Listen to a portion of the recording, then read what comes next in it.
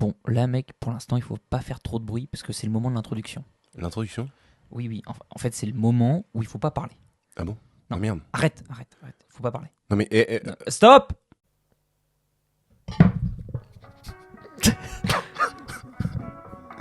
Bien le bonjour, messieurs dames. Bonjour, rebonjour, bonsoir ouais. ou bon matin. Bon matin, bon réveil, avec une musique superbe pour Palamas Bridge, Les bitch. Rolling Stones au mic de ce soir. Alright. Oh, c'est super gênant. Non, moi j'adore. Bon, on va J'adore encore se cette- faire strike. Ah non, on se fait pas strike, c'est vrai. Et non, on est juste on a démonétisé. appris. Mais Voilà. est-ce qu'on aura Est-ce- assez d'argent? Non. Est-ce qu'on est déjà monétisé? Non. Je ne sais pas. Non. L'abus d'alcool est dangereux pour la santé, les enfants. J'ai arrêté mon mois sans alcool, enfin mes 3 semaines Avec sans quel- alcool hier. C'est pas ton verre celui-là? Je crois qu'on a échangé. Son- Super. Voilà, du coup, je viens de faire un move très bizarre. Oui. Ok. Bref. Bienvenue du coup sur cette 6ème partie de cette journée. Comme vous le voyez, on a encore plein de trucs à bouffer. Voilà, en fait, pour ceux qui n'avaient pas compris, c'est l'épisode, on le tourne juste après l'épisode sur l'argent. Exactement. Voilà, donc là, au niveau de la chronologie, je pense que vous n'allez pas comprendre grand-chose parce que cet épisode-là sortira certainement après les 2 épisodes qu'on a prévu de faire. Enfin, Oui. on a déjà fait un sur les 2, enfin bref, on s'en fout. Qui Vous allez Qui me comprendre. demande, comme dirait Furax. Bref, allez. Bref. On Donc- est rentré dans le vif du sujet. Pour ceux qui ont une bonne mémoire, nous ça va parce que c'était il y a 1 heure, donc on s'en souvient. Et quoique. Quoique, ouais, tout à fait. On va parler du progrès. Oh, il y a le gendarme. Mais non. Le progrès. Ok. Nicolas, on va commencer à l'inverse cette fois-ci, parce qu'à chaque fois, il me pose des questions comme si j'étais un expert de la question dont on traite, alors que je suis un expert de rien du tout. Mon très cher Nicolas, Mhm. que penses-tu de la vitesse à laquelle le progrès technologique est fait? Tout à fait. À quel moment on atteindra ce qu'on peut appeler un plafond de verre ou un plateau dans l'exponentiel, Tout à fait. pour ceux qui ont un peu de notions statistiques et mathématiques? Oh, tu m'emmerdes. Ouais, moi aussi je t'aime. Bref. Hein Allez, réponds à mes questions et tout ira bien. Alors, déjà, merci beaucoup pour cette question. Non, ouais, je suis pas non plus un spécialiste. De toute façon, c'est la genèse. La pédagogie est à base de répétition, donc on va répéter. Nous ne sommes que deux individus lambda et on parle un petit peu tout. C'est vrai que... Bénef. On a quand même... en introduction, c'est vrai qu'on ne peut pas nier le fait, je te remercie, qu'on vit, nous, en tant que jeunes citoyens, jeunes humains, à cette période-là dans laquelle nous sommes, c'est-à-dire premier quart du XXIe siècle, dans une période où tout va très vite, et c'est une dynamique qui existe depuis, je dirais, la fin de la Seconde Guerre mondiale, parce qu'on était dans un contexte de production. Par exemple, voilà, les avions, les chars, les armes qui sortaient à la chaîne, les munitions. Et c'est une dynamique qui n'a pas cessé, mais qui s'est juste développée sur un autre axe. Donc le développement des technologies, l'avènement de la consommation de masse, l'arrivée de la télévision, etc., etc. Donc on est rentré vraiment dans un monde de consommation de masse. Et ce monde de consommation de masse n'a fait que s'accroître du fait de l'augmentation de la population. On est quand même passé de, je crois, on était 2 milliards en 1950 à aujourd'hui 8 milliards sur cette bonne vieille Terre. Et c'est impressionnant. La Terre n'a pas eu le temps de s'adapter de façon assez logique. C'est qu'elle ne grandit pas à mesure que la population augmente. Mais la consommation, elle, a suivi la courbe de l'augmentation de la consommation, c'est-à-dire qu'on est devenu plus nombreux et la consommation n'a cessé de croître encore et encore. Il y a eu quelques moments d'arrêt, par exemple le Covid-19. On s'est rendu compte que quand même avec le Covid-19, il y a eu des usines, des milliers d'usines, voire des millions d'usines qui ont été fermées et ça fait du bien à tout le monde, à la planète, aux animaux et aux humains, etc. Mais pas pour l'économie. Et voilà, donc pour faire la liaison avec ce qu'on a dit du coup tout à l'heure, voilà, l'argent fait que on nous pousse à la consommation, l'argent nous pousse à la consommation, etc., etc. Et du coup, il y a des nouvelles technologies qui ne cessent d'arriver. Là encore, on a discuté tout à l'heure de la nouvelle puce d'Apple sur l'iPad Pro, enfin sur les nouveaux appareils, on va dire Apple, la M5, qui a des performances encore plus impressionnantes qu'avant, etc., etc. Mais voilà, on est aussi dans un mouvement dans une dynamique, comme je le disais du coup tout à l'heure, d'augmentation de nos capacités, de nos compétences, etc. Et je trouve ça d'une part génial, parce que du coup ça nous ouvre des possibilités quasi infinies aujourd'hui. Aujourd'hui, chaque personne peut faire un petit peu absolument ce qu'elle veut, parce qu'on a les capacités technologiques de le faire, mais en même temps mauvais, parce que on rentre dans un schéma qui pour moi n'est pas très sain, qui est celui de il n'y a pas de fin, il n'y a pas de limite. Et du coup, en fait, on met la main dans un engrenage qui ne finira jamais, et je trouve que c'est un petit peu dangereux. Voilà, en même temps. Complètement, je suis d'accord avec toi. Et à ce propos, j'aimerais te partager une petite réflexion que je me suis faite concernant les générations. En fait, pendant longtemps, je veux dire, tu vas au 19e siècle, que tu sois né en 1810 ou en 1830, 20 ans d'écart, il n'y avait pas grand-chose qui changeait dans le monde. Tu vois ce que je veux dire? Enfin, ton mode de vie était plus ou moins similaire. Aujourd'hui, je trouve que tu vois, il y a toutes ces histoires de Gen Z, Gen Alpha, je sais pas quoi. Ben, comment dire, le temps qu'il nous faut pour passer à une génération suivante, le temps qu'il faut pour créer un déséquilibre énorme entre des personnes nées à tant d'années d'écart, il se réduit. C'est-à-dire qu'aujourd'hui, tu vois, je pense qu'on a beaucoup plus de points communs. Tu vois, si t'es né en 2000, je pense que tu as beaucoup plus de points communs avec quelqu'un qui est né en 1990 que quelqu'un qui est né en 2010. Et c'est ça que je veux dire. C'est-à-dire qu'aujourd'hui, même techniquement, les gamins qui sont nés dans les années 2010, c'est encore notre génération, entre guillemets. C'est-à-dire que nos parents ont le même âge à peu près, et voilà. Donc d'un point de vue purement étymologique, c'est la même génération. Mais je trouve que d'un point de vue pratique, c'est complètement différent. Ces enfants qui sont nés en 2010, ils ont des connaissances dans les nouvelles technologies qui nous dépassent, mais à des années-lumière. Et pourtant, nous, on est quand même déjà vachement là-dedans, quoi. Et après, on prend nos parents, par exemple. Voilà, on n'est pas du tout sur les mêmes connaissances. Et je trouve que c'est dangereux, limite, ce progrès à tout va, parce qu'on crée on largue complètement une part de la population qui doit s'adapter à ces nouvelles technologies, tandis que d'autres naissent avec. Et là, ça va tellement vite, c'est tellement intense que tous les ans, il se passe quelque chose de nouveau, on a des nouvelles technologies de fous furieux. Voilà, en fait, on s'y perd dans tout ça, je trouve.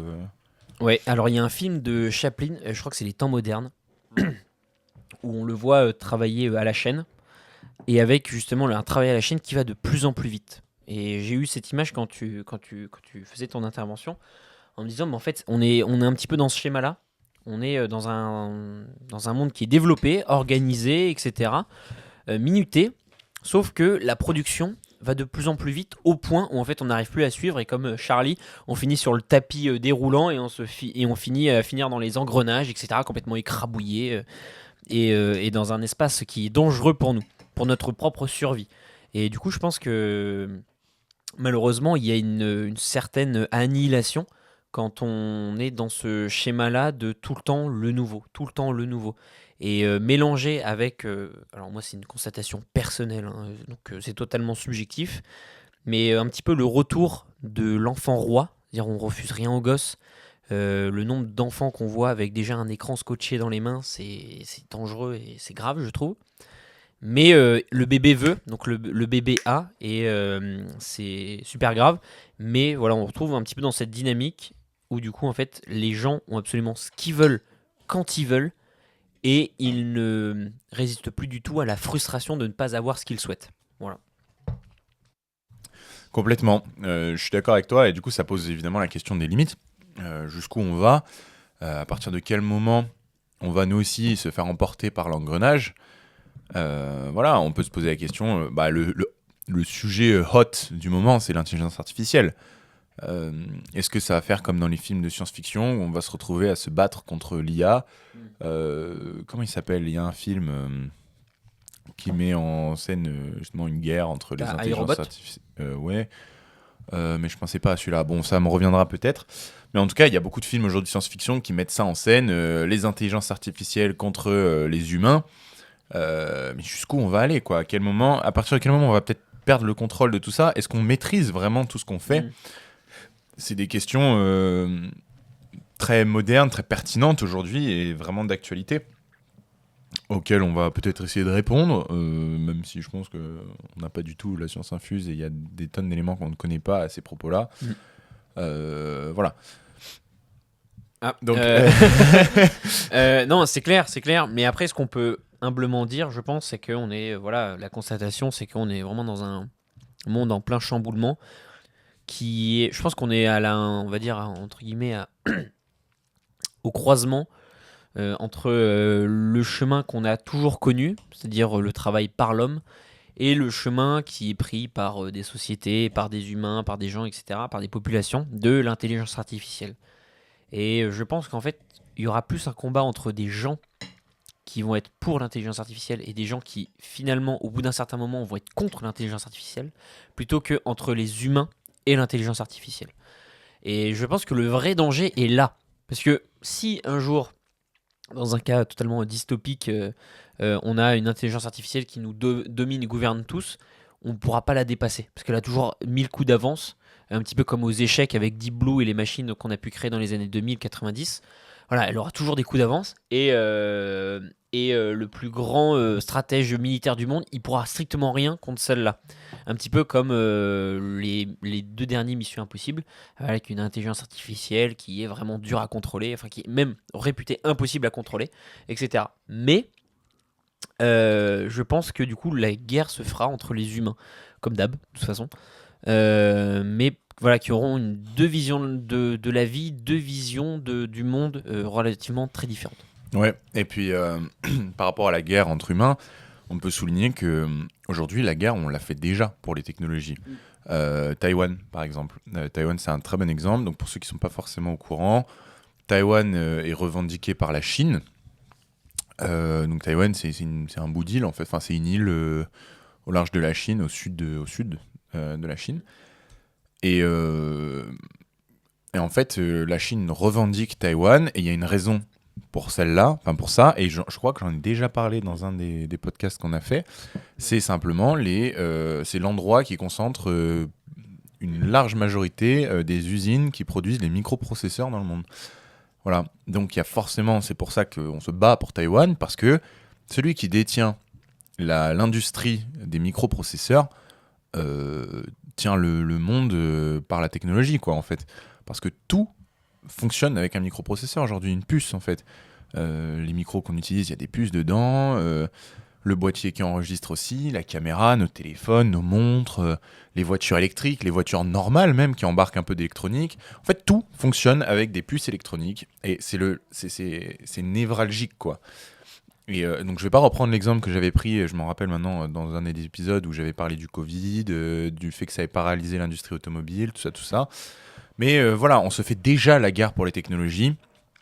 À quoi on peut s'attendre demain ? Comment tu penses que les choses vont évoluer par rapport aux technologies ? À quel moment on va peut-être prendre conscience ? Donc ça commence déjà à arriver. Il y a des prises de conscience généralisées sur l'évolution des technologies. Ça commence à faire peur parce qu'on a l'impression qu'on va perdre le contrôle. Est-ce qu'on va vraiment perdre le contrôle ? Est-ce qu'on est assez intelligent pour savoir poser des limites, des barrières, des sécurités ? Je sais par exemple que pour l'intelligence artificielle, il y a des nombreux programmes qui en fait brident un peu l'intelligence artificielle et où on essaye de contrôler un maximum l'IA. Maintenant, je sais plus qui est, je crois que c'était le PDG d'OpenAI, ou de je ne sais plus qui. Enfin bref, il y a un monsieur qui avait fait une interview, qui s'était fait interroger par un média qui travaillait avant dans une société, je crois que chez Google, Gemini ou ChatGPT, enfin je sais pas, mais une grosse boîte qui fait de l'IA et qui disait que en fait on perd contrôle. Il se passe déjà des choses qu'on ne comprend pas, qu'on n'est pas capable d'expliquer. C'est-à-dire que ce qu'on a produit réalise à son tour des choses qu'on n'est même pas à même de comprendre. C'est-à-dire qu'on comprend même plus le raisonnement qu'il y a derrière parce que c'est tellement développé pour nous que voilà. Et avant de te laisser la parole, je vais juste préciser quelque chose, parce qu'en fait ça fait 15 minutes qu'on parle, mais on n'a même pas précisé comment fonctionnait l'intelligence artificielle, parce que tout le monde n'est peut-être pas au courant. Mais l'intelligence artificielle est basée sur ce qu'on appelle le machine learning, en fait, c'est-à-dire que elle apprend toute seule. Et c'est ce qui est un modèle super intelligent. C'est-à-dire que on balance l'info, on lui donne de la data, de la donnée pour qu'elle travaille toute seule, qu'elle apprenne de ses erreurs et qu'elle s'améliore en fait. Elle s'améliore toute seule. On a créé quelque chose de plus autonome possible et c'est ça qui fait peur. C'était comme la bombe nucléaire à l'époque, c'est basé sur une réaction en chaîne. En fait, c'est ça. Plus elle apprend, plus elle a des connaissances, plus elle a de la donnée, donc plus elle apprend encore plus elle se développe en fait. C'est exponentiel, ça grossit, ça grossit, ça grossit. Et il y a cette idée de est-ce qu'on va perdre le contrôle de cette chaîne d'apprentissage, justement? Bah, peut-être qu'on arrive au point névralgique et justement j'allais prendre en biais la bombe nucléaire, enfin j'allais prendre en point de départ la bombe nucléaire avec le film Oppenheimer, et très bon film, excellent film avec notre cher Cillian Murphy et d'autres, qui au tout début, eh ben, tout simplement, enfin et même pendant le film, etc., il y a des références notamment du coup à Prométhée. Voilà, Prométhée qui a volé le feu des dieux pour la technique, puisque l'homme était capable de rien, n'avait pas de griffes, n'avait pas de carapace, pas d'ailes, etc. Juste, il a eu ses mains et son cerveau et il a commencé à créer des outils et grâce au feu qu'a volé Prométhée pour les hommes. Et la fin de cette histoire, c'est que en fait, au bout d'un moment, il en perd le contrôle. Et peut-être qu'on arrive à ce point-là, finalement. Peut-être que les mythes avaient raison et que on va être le serpent qui va manger sa propre queue. Car en étant avide, on va dire, de connaissances, de technologie, de progrès, du coup, puisqu'on est sur cette notion, je pense que on va peut-être faire un retour en arrière. Alors après un événement, alors c'est peut-être un peu trop catastrophique ce que je vais raconter, mais peut-être avec un événement trop important, une guerre mondiale, une bombe nucléaire qui explose quelque part, etc. Peut-être qu'on va retourner, je pense, à un système technologique plus modéré, en gardant les acquis qu'on a actuellement, mais en disant, vas-y, on se calme, on va déjà maîtriser parfaitement ce qu'on a, et on va essayer de vivre avec ce qu'on a, sans chercher, et en arrêtant de chercher le progrès, c'est-à-dire en allant plus loin, etc. Parce que le progrès, c'est pas forcément positif ou négatif, c'est une avancée, c'est un développement, qu'il soit positif ou négatif. Une bombe nucléaire, c'était le progrès. Même si ça a tué des gens, tué des vies, tué des sociétés, c'est un progrès. Je pense qu'on va aller vers ce truc-là. Et juste avant de terminer, il y a l'Union européenne qui commence déjà à prendre des mesures. Enfin, je prends l'Union européenne parce que c'est ce que j'ai vu, mais peut-être qu'au niveau de l'ONU, de la France, etc., c'est aussi pris. Mais je sais qu'au niveau de l'Union européenne, ils prennent ça très au sérieux, l'IA, pour justement limiter la prolifération de l'IA, etc. L'encadrer en tout cas, avec toujours un contrôle de l'humain. Est-ce que ça va être respecté? C'est la question. D'autant que je rebondis juste sur ce que tu disais par rapport au progrès et du fait qu'il n'y ait pas de bonne ou de mauvaise technologie. En fait, c'est ça. Il n'y a pas de mauvaise technologie, il n'y a pas de bonne technologie, il n'y a qu'un mauvais humain, en fait. Il n'y a que l'homme qui... C'est un outil. L'outil, quel qu'il soit, un couteau, ça peut autant servir à égorger quelqu'un comme ça peut servir à couper une tomate, quoi. Donc lui, en tant que tel, par essence, il n'est pas mauvais. Tout comme la technologie, il n'y a pas de mauvais progrès en fait. Il n'y a pas de la bombe nucléaire. Alors on dit que ça c'est bizarre, mais la bombe nucléaire, par essence, n'est pas mauvaise. C'est parce que c'est l'utilisation qu'on en fait. Et du coup, j'ai une question à te poser. Est-ce que, parce que tu avais l'air de le sous-entendre, est-ce que pour toi, en fait, la chute, la perte de contrôle sur les avancées technologiques, pour toi, elle est inéluctable en fait. On va droit dans le mur avec ça. En soi, c'est pas une perte de contrôle, c'est juste une utilisation, comme tu le précisais, négative, et une volonté de faire que du négatif avec. On a déjà pas mal de négatifs avec, que ce soit les attaques qui sont désormais digitales et qui sont parfois créées par de l'IA, du contenu obscène qui peut être aussi créé par l'intelligence artificielle, qui est donc mauvais parce que utilisé à de mauvaises fins et par une mauvaise personne. C'est pas, comme tu l'as si bien dit, la technologie en elle-même qui est mauvaise, mais c'est son utilisation par l'homme, c'est toujours par l'homme. Et en fait, voilà, l'organe le plus dangereux, c'est pas l'IA, c'est pas la technologie, c'est pas le progrès, c'est l'homme. C'est la question de qu'est-ce qu'on va faire de ce qu'on vient de découvrir. Qu'est-ce qu'on va faire de la découverte d'une séparation d'atomes qui va percuter les autres atomes et les casser aussi, une bombe. Voilà, ensuite ça a été réfléchi, et non, tiens, on va faire de l'énergie avec. Voilà, une énergie propre, une énergie saine, une énergie qui va durer des années, des années. Euh, Qu'est-ce qu'on va faire voilà, d'un couteau aujourd'hui, je vais m'en occuper pour couper une tomate, et demain, ce sera pour égorger quelqu'un. Voilà, c'est le maillon le plus faible dans chaque théorie, dans chaque technologie, dans chaque outil, c'est l'homme. Et ça restera à jamais l'homme. Et du coup, le danger, c'est ça, c'est de trouver les bonnes personnes pour se charger des bons progrès, dans le sens, dans la bonne utilisation du progrès. Parce qu'on a la capacité aujourd'hui de faire des choses incroyables. On a actuellement mis en orbite, après Hubble, un superbe télescope qui fait des photos qui sont sublimes. Et bah, je dis n'importe quoi, mais s'il y avait une volonté militaire, et bah, ils auraient mis un missile transcontinental sur satellite au cas où. Voilà, ce qui est interdit par toutes les conventions du monde. Mais il y a un humain qui peut nécessairement dire eh ben moi je vais faire ça. Comme voilà, Hitler a envahi la Pologne alors que c'était interdit. C'est pas parce que c'est interdit normativement, c'est pour ça que je parlais de l'Union Européenne, est-ce que ça va être respecté ou pas. C'est que oui, il y a un texte, c'est bien, mais ensuite il faut qu'il y ait des actions qui prouvent que ce texte est bon. Et ça passe par l'homme, et du coup il faut que ça passe par, entre guillemets, du coup les bonnes personnes qui n'ont pas d'ambition personnelle, qui simplement sont dans l'intérêt commun et qui sont dans l'objectif d'un monde idéal avec de bonnes technologies pour le bien commun.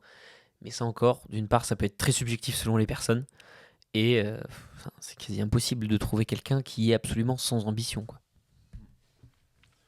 Mais est-ce que tu penses que du coup, le fait d'encadrer toutes ces choses-là par des normes, par des règles, ça suffit à canaliser la nature humaine en fait qui est avare d'argent? Et à ce propos, d'ailleurs, on peut souligner, ça fait un pont avec notre épisode sur l'argent. En fait, l'argent et la technologie et le progrès sont intrinsèquement liés.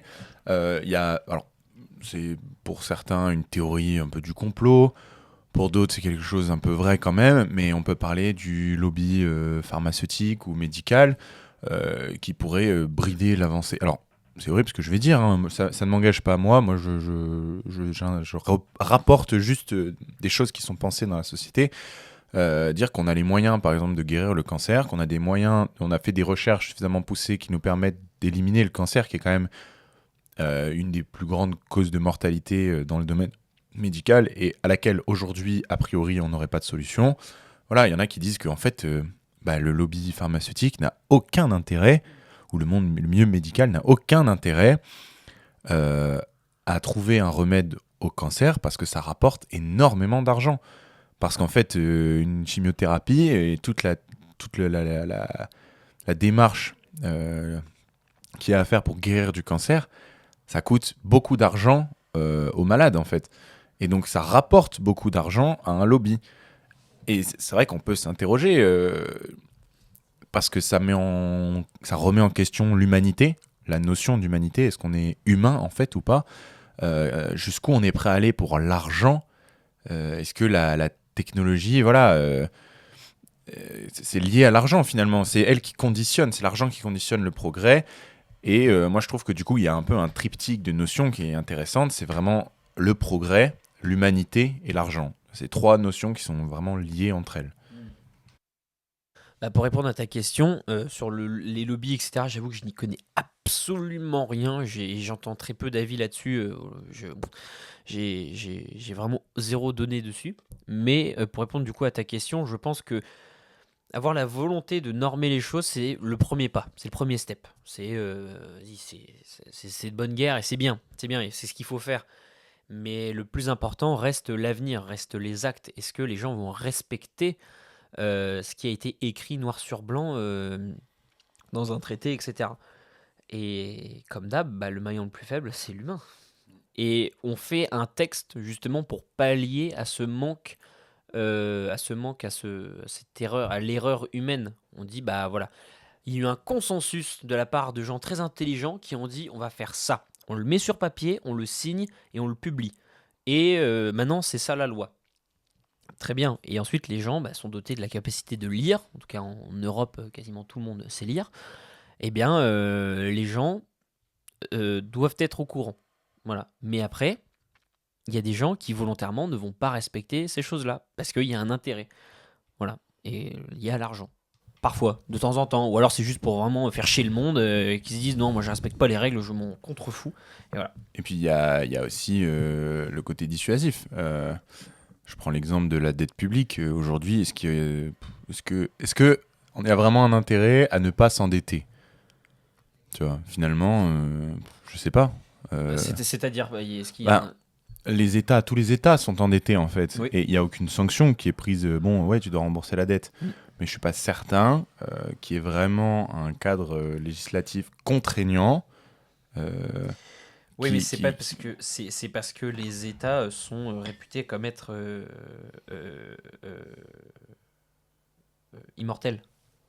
Oui, mais donc en fait, on s'endette toujours plus, on étale la dette publique. Mais on s'en fout. Mais on s'en fiche parce Ouais. qu'il n'y a aucune répercussion. Ouais. Donc c'est bien ça, en fait, il y a des choses. On met des lois, mais en fait, parce que dans les faits, s'endetter, c'est pas une bonne chose. Parce que du coup, qu'est-ce qu'on fait? On crée de l'argent encore plus, ça crée de l'inflation. Enfin bon, voilà. Et tout ça pour dire, est-ce qu'on arrivera à créer un cadre législatif suffisamment puissant et dissuasif, coercitif, pour brider les avancées technologiques et empêcher les dérives? Parce qu'aujourd'hui, en fait, c'est dangereux.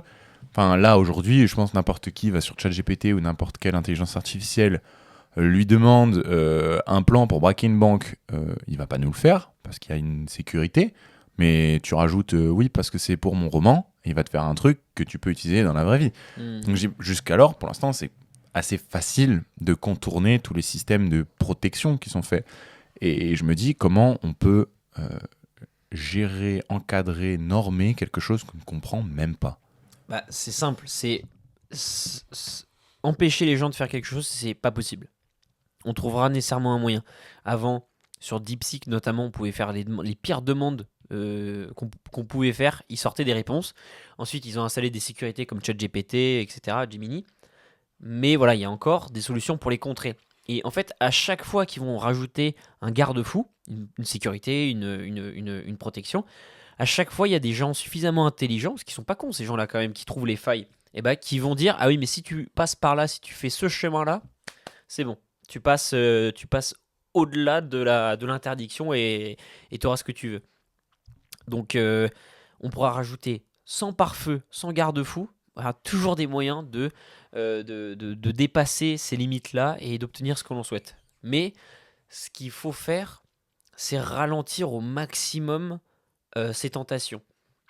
Et du coup, il y a un jeu que moi, auquel j'aime bien réfléchir, c'est entre l'interdiction et l'autorisation. C'est quel degré d'autorisation? Il faut un degré d'autorisation suffisant pour les gens, pour que les gens ne se sentent pas frustrés, mais suffisamment limitant pour pas qu'on demande absolument des horreurs sur des plateformes comme ça. Et j'aime beaucoup, c'est comme un petit peu la fiscalité. C'est si on met trop d'impôts, il y a tout le monde qui se barre. Et non, la logique c'est que si on met pas assez d'impôts, alors les gens vont être contents, mais l'État pourra pas faire beaucoup de missions publiques. Du coup, la logique, ça serait de mettre beaucoup plus d'impôts. Sauf que si tu mets beaucoup trop d'impôts, les riches, les richesses, etc., elles vont tout simplement s'exporter, elles vont se barrer, parce qu'elles vont dire, attends, moi je paye trop d'impôts dans cet état-là, si je vais dans l'état voisin, j'en paye le quart. C'est simple, je déménage. Du coup, c'est toujours le juste milieu à trouver entre l'autorisation. Vous pouvez demander tout ce que vous voulez. On va dire, vous pouvez demander tout ce que vous voulez. Et ensuite, il faut mettre dans la petite étoile le petit astérix dans les conditions. Mais tu peux pas demander ça, ça, ça. Mais il faut pas que ça soit non plus trop contraignant. Parce que sinon, les gens vont se sentir frustrés. Et si, en fait, on bloque ensuite les plateformes pour faire des demandes, c'est simple. Les gens vont aller sur d'autres plateformes, peut-être moins sécurisées. Et dans ce cas-là, ils vont pouvoir demander absolument ce qu'ils voudront. Et ça sera même pas contrôlable, parce que ce sera sur des réseaux parallèles qui seront même peut-être interdits, mais les gens s'en foutent. Parce que les gens, ils veulent ce qu'ils demandent. Et voilà.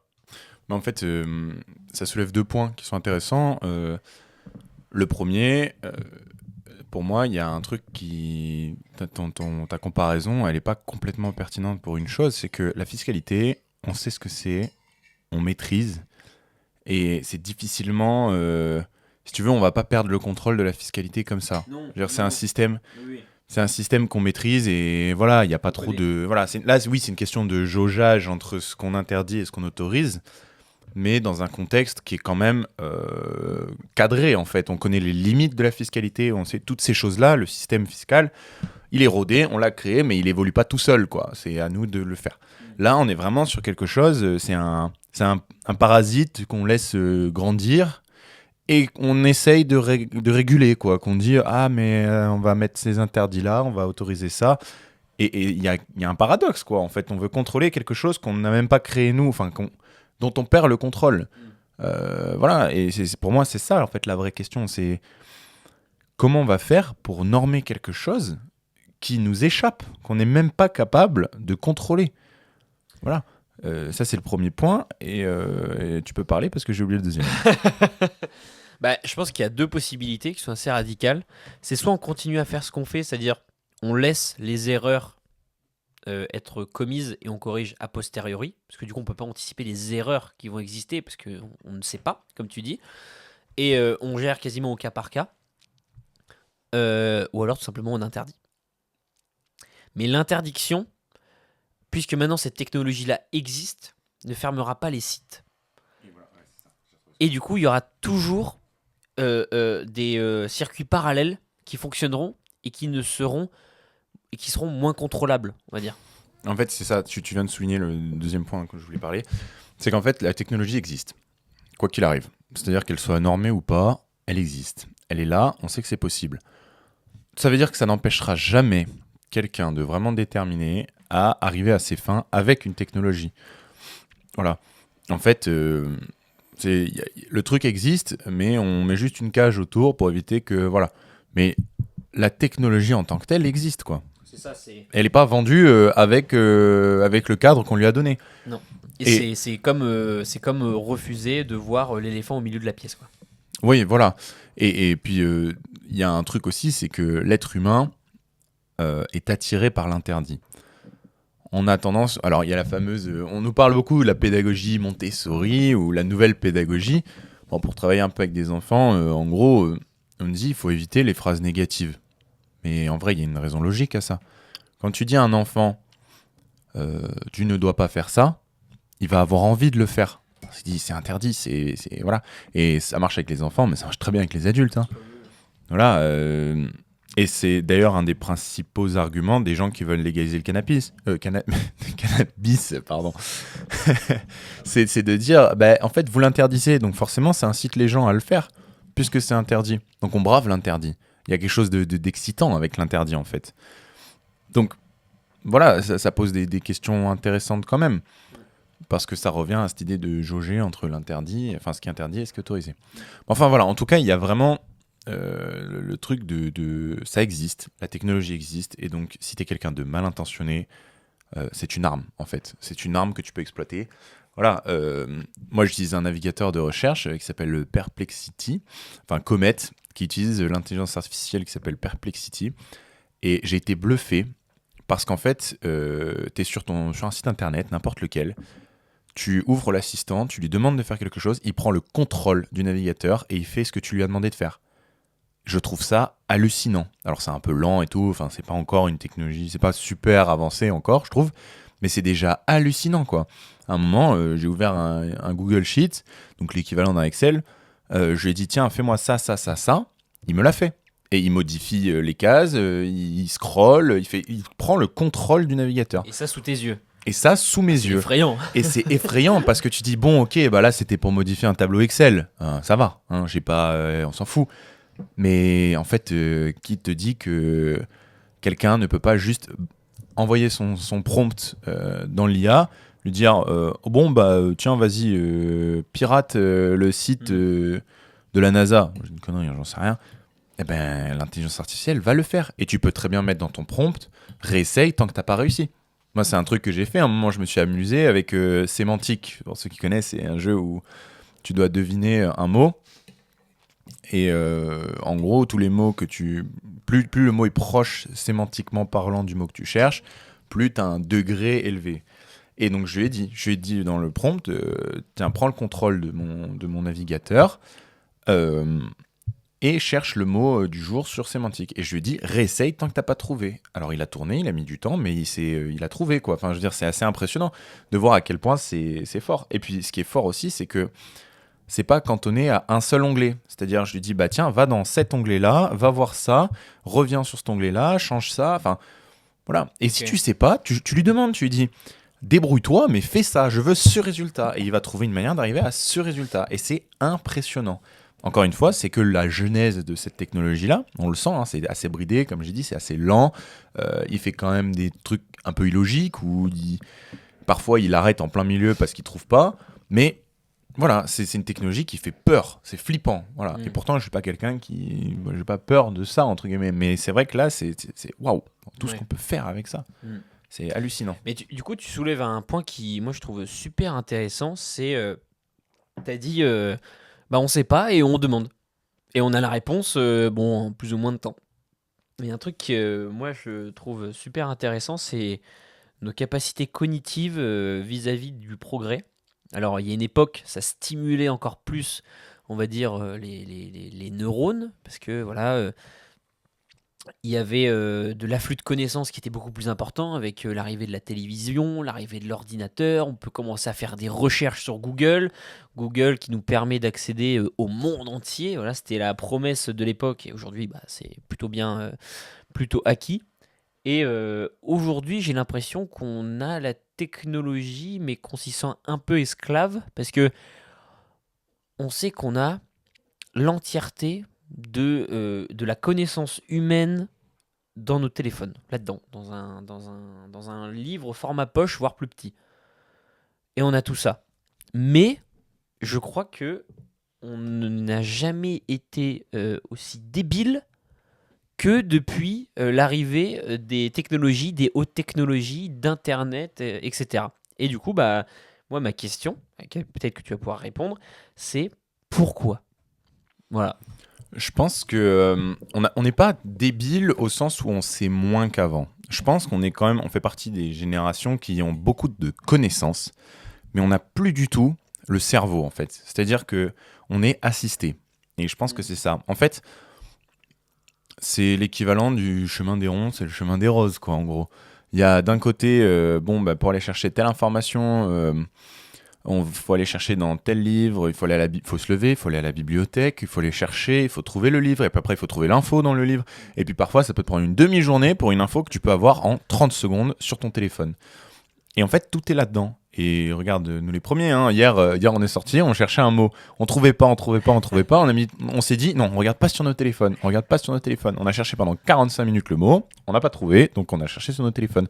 Et au moins, on a eu l'honnêteté intellectuelle d'essayer de chercher. On a quand même essayé de chercher le mot, et voilà. On savait, on l'avait sur le bout de la langue, c'était le truc, je l'ai. En fait, non, je l'ai pas. Et ça nous a pris, on a mis combien de temps pour trouver le mot ? J'ai mis 10 secondes. J'ai demandé à ChatGPT, j'ai dit oui, c'est quoi le mot qui va, nanana, j'ai expliqué, je lui ai donné ce que j'avais en tête en fait. Et il m'a trouvé ce que je cherchais. Ça m'a pris 10 secondes. Là où on a galéré pendant 3 quarts d'heure pour même pas trouver. Et en fait, c'est ça. Tout est là-dedans. C'est la facilité d'accès. C'est une superbe chose, mais c'est aussi le plus gros ennemi de notre... souveraineté intellectuelle en fait mot un peu fourbe, mais en gros c'est on n'est plus capable de réfléchir par nous-mêmes, on n'est plus capable d'être cérébralement indépendant, on est obligé, et moi le premier, je le vois très bien, il y a quelques années en prépa, mais jamais de la vie j'utilisais l'IA. Bon, après ça s'est beaucoup développé en très peu de temps aussi, c'est ce qui est flippant. En 5 ans, l'IA c'est devenu un phénomène de ouf. Il n'y a rien qui n'est pas intégré, qui n'est pas fait pour l'IA aujourd'hui. Et quand j'étais en prépa, je me rappelle très bien, jamais de la vie j'utilisais l'IA. Je faisais tout à l'ancienne, quoi, avec des livres, avec des recherches internet à la limite, sur des sites avec des revues, genre Kern ou ce genre de trucs, mais c'était jamais l'IA. Et aujourd'hui, je suis le premier à utiliser l'IA dès que je commence à galérer. Mais c'est pas normal, je devrais pas en fait, je devrais faire travailler mon cerveau. Alors oui, ça me prend plus de temps, mais c'est un gain de temps finalement sur le long terme. Tu vois, donc pour répondre à ta question, je pense qu'on est comme ça parce qu'on a juste... on a la facilité, Ouais, la tu vois. facilité, On a la ouais. réponse Ouais. sous nos yeux. Ouais. Et il faudrait faire l'effort intellectuel de dire non, je ne choisis pas la facilité, Mm. je vais travailler mon cerveau, je vais travailler mon habileté intellectuelle et je vais arriver à cette même réponse en passant par un chemin qui me fait travailler. Mm. Et en fait, c'est ça, on est assisté. Ouais, c'est clair. Et malheureusement, je crois que ça va un petit peu en s'aggravant parce que on a de plus en plus du coup tu parlais des générations tout à l'heure et c'est vrai que du coup aujourd'hui les générations ont déjà, enfin les nouvelles générations entre guillemets, donc nées dans les années 2010 on va dire, voilà, ont déjà les réflexes maintenant de ChatGPT, des créateurs, voilà, des créateurs artificiels de textes, d'images, etc. Alors que nous, c'est un truc qu'on a appris à faire. Maintenant, ça peut devenir un réflexe, mais c'était pas inné. Chez la, on va dire, putain, réflexion de vieux con. Chez la jeune génération, c'est ça désormais, c'est le réflexe. Et alors, c'est dangereux, on va dire, pour les gens, mais je pense que c'est grâce à ça qu'on va pouvoir, alors c'est horrible ce que je vais dire, mais faire un peu le tri dans les gens. Parce que désormais, enfin je pense que je vais vous expliquer ma vision de voir les choses et après je pense qu'on va pouvoir commencer à clôturer. C'est que, parce que ça fait déjà 41 minutes, c'est que je pense que dans les entretiens d'embauche désormais, en fait, on ne demandera plus est-ce que vous savez ça, si, ça. Mais je pense qu'on demandera comment vous feriez pour trouver ça. Quelle serait votre méthode ? Et moi, j'ai déjà eu 2-3 expériences où en fait, on m'a demandé ça. Sur les quelques derniers mois, 2 dernières années, on a commencé à me demander vous savez ça, c'est très bien. Maintenant, pour parler un petit peu plus logique, parce que la connaissance, c'est la connaissance, c'est un peu bête et méchant, c'est tu sais ou tu sais pas. Mais maintenant, c'est plus comment vous feriez si vous avez telle situation devant vous pour la gérer. Si vous avez une requête, comment est-ce que vous cherchez ? Par où vous commencez, etc. Et je trouve ça assez bluffant de voir en fait le changement d'idéologie par rapport à ça, aux entretiens ou même à des conversations classiques. Il y en a qui ont vraiment le réflexe de hop, je sors le téléphone, je cherche sur ChatGPT. En premier raccourci, ils ont ChatGPT. Alors, moi, je critique pas du tout, ça peut être bien, ça peut être un gain de temps énorme. Mais ça peut être une perte intellectuelle, comme tu le disais tout à l'heure. Voilà, donc c'est l'avantage et en même temps le danger de tout ça. Oui, complètement. Et de toute façon, ça révèle quelque chose. Il va falloir se rendre à l'évidence qu'il va falloir vivre avec l'intelligence artificielle. Et en fait, l'intelligence artificielle, c'est un super outil. Voilà, parce que là, on dirait qu'on critique. On critique pas l'intelligence artificielle, on critique le fait que l'usage qu'on en fait. Et c'est dommage. Et je pense qu'aujourd'hui, bien sûr, il va falloir maîtriser l'intelligence artificielle et être capable de l'utiliser. Mais c'est un peu comme tout. Il faut l'utiliser à bon escient et il faut l'utiliser intelligemment. Pour moi, ça sert à accélérer le travail. Ça sert à gagner du temps. Mais il ne faut pas que ça remplace notre cerveau. Et en fait, c'est ça le problème. C'est qu'on a tendance à vouloir remplacer notre propre intellect par une machine, par une intelligence artificielle. Alors que non, au contraire, c'est un support, c'est un outil, mais c'est pas censé nous remplacer, quoi. Exactement. Donc je pense qu'on va pouvoir clôturer sur ça. Utilisez votre cerveau. Voilà. Faites-vous du mal. Vous avez un beau cerveau. On a un cerveau les plus développés du règne animal. Utilisons-le. Ouais, c'est clair. Parce que c'est précieux et que rien ne vaudra jamais un raisonnement humain face à un raisonnement froid et mécanique. d'une machine. Ouais. Voilà.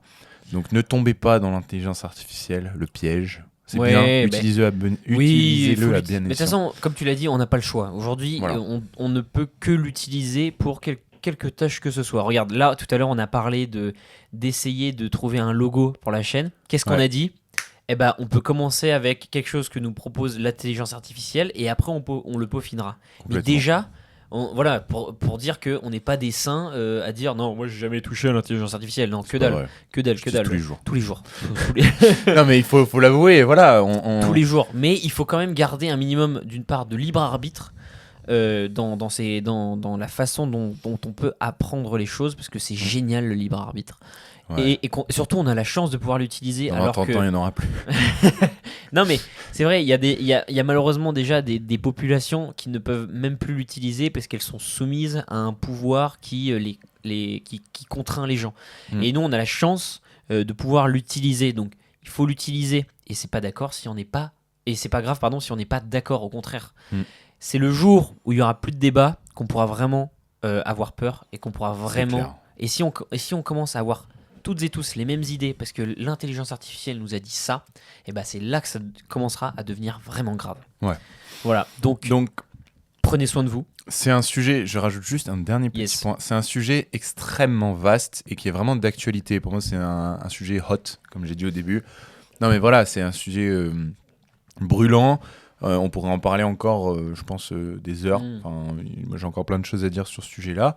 Du coup, si vous voulez, on peut essayer de faire un format débat, appel débat, enfin je sais pas, quelque chose comme un appel Discord ou enfin peu importe sur quelle plateforme. Ou un question-réponse. Voilà, où on pourrait débattre avec vous pour faire vivre un peu ce truc-là et éventuellement après en faire un débrief en vidéo. Enfin voilà, on peut éventuellement faire ça. S'il y a des gens qui sont intéressés, n'hésitez pas à nous le faire part en commentaire sous cette vidéo, sur Spotify ou YouTube. Encore une fois, on lira tout, on répondra à tout. Voilà, donc portez-vous bien, n'hésitez pas à vous abonner quand même, à nous mettre un petit pouce bleu parce que ça fait toujours plaisir. Non, mais voilà, en parler aux gens autour de vous qui seraient éventuellement intéressés. Carrément, ouais. Et puis, on se retrouve la prochaine fois pour un nouvel épisode sur un thème dont on ne connaît pas, autour d'un repas qu'on ne connaît toujours pas. Exactement, parce que sinon c'est pas assez drôle. Plongeons dans l'inconnu. Exactement. Allez, voilà. Et salut. Prenez soin de vous. Ciao, bon courage.